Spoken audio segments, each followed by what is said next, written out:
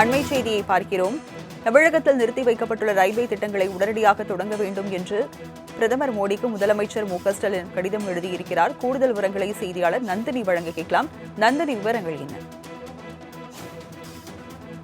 தமிழ்நாட்டில் மத்திய அரசால் அனுமதிக்கப்பட்ட ரயில்வே திட்டங்களுக்கு தேவையான நிதியை தாமதமின்றி முழுமையாக முன்னுரிமை அடிப்படையில் விடுவித்திடவும், நிறுத்தி வைக்கப்பட்டுள்ள முக்கியமான திட்டங்களை மீண்டும் தொடங்கிடவும், தமிழ்நாட்டிற்கு கூடுதலாக புதிய திட்டங்களை அனுமதித்திடவும் உரிய அறிவுரைகளை ரயில்வே அமைச்சகத்திற்கு வழங்கிட வலியுறுத்தி பிரதமருக்கு தமிழ்நாடு முதலமைச்சர் கடிதம் எழுதியிருக்கிறார்.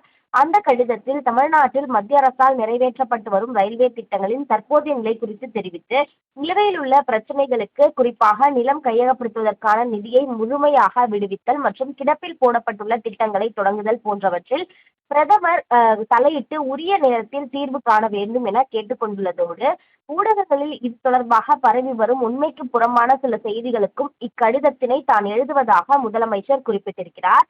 தமிழ்நாட்டில் மத்திய அரசின் பல்வேறு ரயில்வே திட்டங்களை செயல்படுத்துவதற்காக 2500.61.06 ஹெக்டேர் பரப்புள்ள நிலங்களை கையகப்படுத்துவதற்கு நிர்வாக ஒப்புதல் வழங்கப்பட்டுள்ளது எனவும் தமிழ்நாடு முதலமைச்சர் குறிப்பிட்டிருக்கிறார்.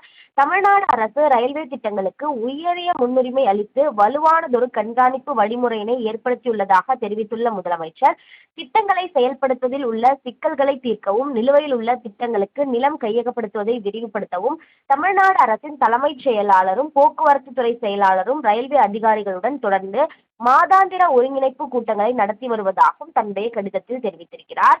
அந்த வகையில்தான் நில எடுப்பு மற்றும் இழப்பீடு வழங்குவதை விரைவுபடுத்திட ஏதுவாக அனுமதிக்கப்பட்ட திட்டங்களுக்கு தேவையான நிதியை தாமதமின்றி முன்னுரிமை அடிப்படையில் விடுவிக்கவும், ரயில்வே துறையால் நிறுத்தி வைக்கப்பட்டுள்ள முக்கியமான திட்டங்களான தூத்துக்குடி மதுரை புதிய அகலப்பாதை திட்டம், திண்டிவனம் திருவண்ணாமலை அகலப்பாதை திட்டம் ஆகிய திட்டங்களை மீண்டும் தொடங்கிடவும், இதற்கு தேவையான நிதியை வழங்கிடவும், தமிழ்நாட்டின் பொருளாதார நிலை மற்றும் வளர்ச்சி தேவைக்கு ஏற்ப கூடுதலாக புதிய ரயில்வே திட்டங்களை அனுமதிப்பது குறித்தும் பரிசீலிக்க வேண்டும் எனவும் முதலமைச்சர் கேட்டுக்கொண்டிருக்கிறார்.